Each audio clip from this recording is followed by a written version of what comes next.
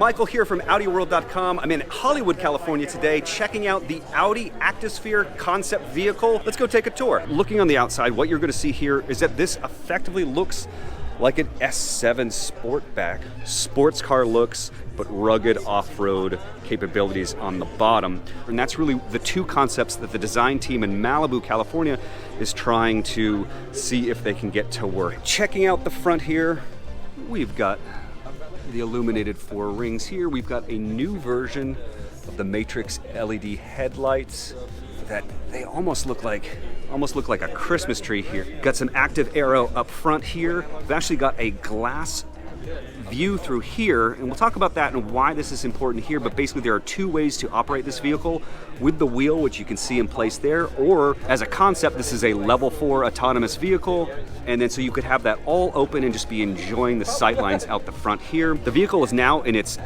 raised up position, and the lines here along the front, the sides, and the back actually extend, and they create this kind of visual aggressive mode right here as this portion of the bumper stays put and this portion of the bumper goes up. Got more active aero right in over here. Got more glass looking into the passenger cabin here. You've got the digital side view mirrors, massive 22-inch wheels. These are 285/55 R22 tires from Pirelli. They look chunky like off-roaders, but they're kind of set up also a little bit like a sports car tire, so very interesting. Coming into the inside of the activesphere concept, checking out the way that the seats kind of come into the center console here. Oh, we got some cups and storage right there. Obviously very concept-y, but so as you can see here, the idea is that as a level 4 autonomous vehicle, you would just be letting the vehicle drive for you, looking out through the windows here, windows there. You can see your bikes in the back. This is all a giant roof as well.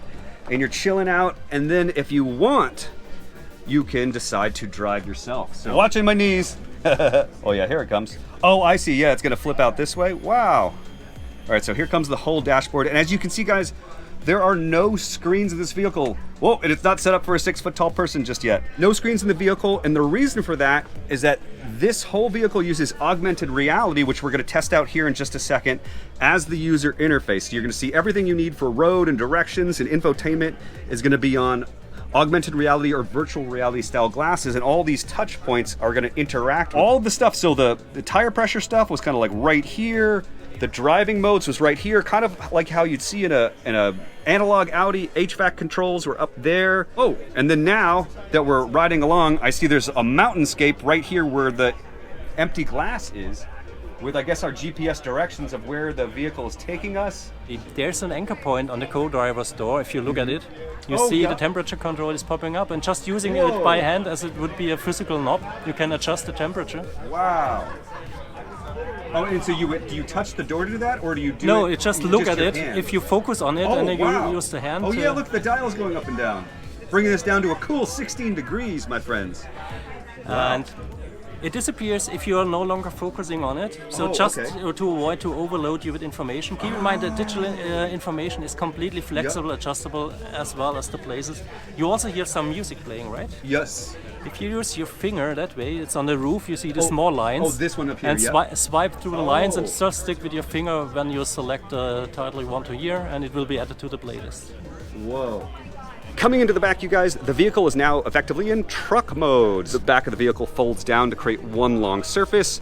This panel in here comes up along with the glass to seal off the cabin, so it's effectively a pickup truck here. All right, and here it is with the e-tron concept e-bike that goes in the back. So you got your electric bike. Looks like this comes up, put your forks on it, and ends up sliding forward here to kind of lock into place. Strap for the back wheel right there, and then these right here fold up to hold your front wheel, which is a pretty neat thing. Over here, you guys, I had some questions about it. Active aero coming around in the back here. You can see more of that kind of aggressive look in this rear bumper since we're in the upper position, and the four rings here illuminate in red. Taillights here, these kind of look almost like a Porsche design. You can see them doing some more animations like what we've seen higher end modern Audis from the last 2, 3, 4 years. In here you can see the swooping body patterns here of the side of the vehicle. This folds out, and that is a ski rack that you can bolt your skis into. So a very interesting feature. Digital side view mirror. Here is the view into the cabin. Again, the idea being is that you're driving along, relaxing as the vehicle drives itself, or you're driving and your passengers are looking out, perhaps down over a mountainside. And this is how this looks in the upper position as well. And then when it goes down in a sporty position, we can show you these all come together and it's nice and sleek and more sports car looking.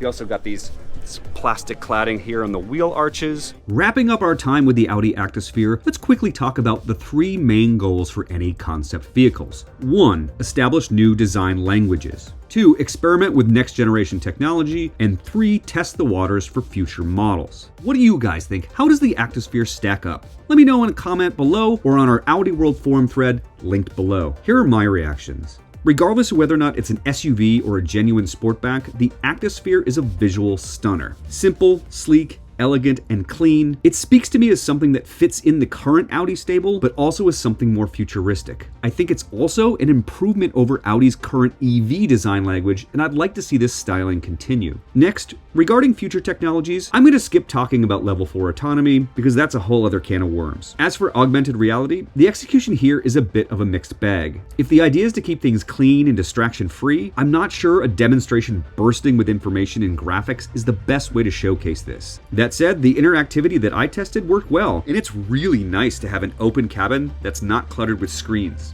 Lastly, should Audi consider making a production activesphere? It's a big yes for me. It really does look like an S5 or S7 Sportback with much more aggressive A6 all-road features and capabilities. It looks cool as hell, and I'd love to see it realized along with an Avant version. The interior, however, seems less promising as anything we'd actually see this decade. Still, imagining this silhouette with a current S or RS interior, and you've got the makings for a very cool SUV. Huge thanks to Audi for the invite to see the activesphere concept in person. Please make sure to like, subscribe, visit AudiWorld.com, and we will see you in the next video.